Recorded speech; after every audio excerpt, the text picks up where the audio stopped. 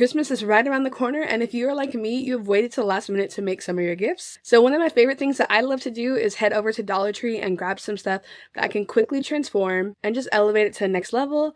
And these make perfect gifts to give to coworkers or friends, acquaintances, or even sometimes your family members. So let's jump in. I got 4 projects for you, and I think you're gonna like them. I'm Ashley, and this is Chip Builds, and we're gonna be using the xTool F1 laser for all of these. So the Dollar Tree has these really nice wooden ornaments, and so it is 3 for $1.25.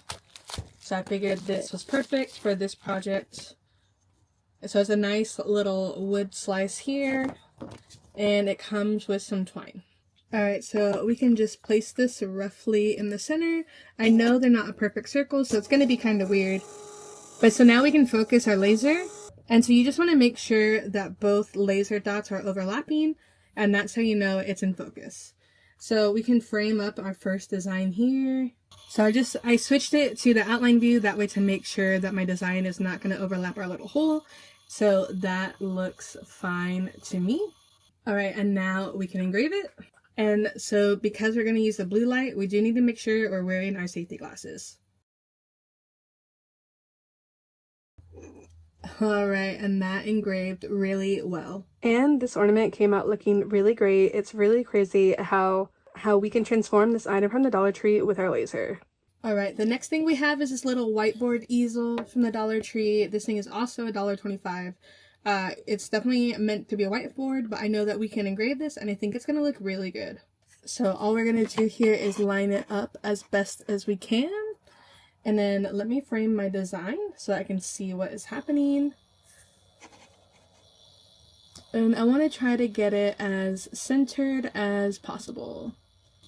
Now, what I like to do is put something that is flat behind my workpiece so that I know it is going to be at least straight one specific way. Alright, so that looks pretty good to me. So we can stop the framing. We're going to make sure that this is in focus. We need to move it a little bit. And so now we can see they're overlapping, so now we can process the job. Alright, so we are doing a bunch of projects with the blue light on the xTool F1, so make sure you're being super serious about your safety. Make sure you have the proper eye protection, and if possible, have that shield down. I have mine open only because I'm filming, so make sure you're taking your safety very seriously.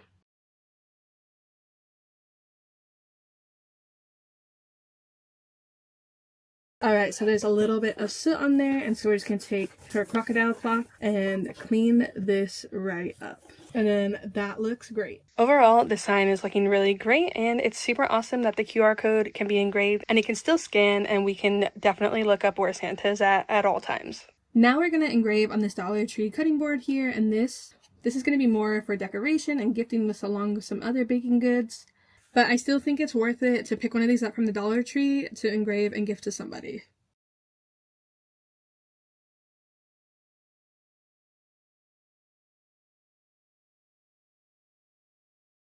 This little cutting board ended up looking so cute. I love these cutting boards. And as a bonus tip, you can actually sublimate on these. Okay, so the last thing I got was this Christmas plate. However, I was not thinking, and this is too big, so I'm going to go back and get the smaller plate.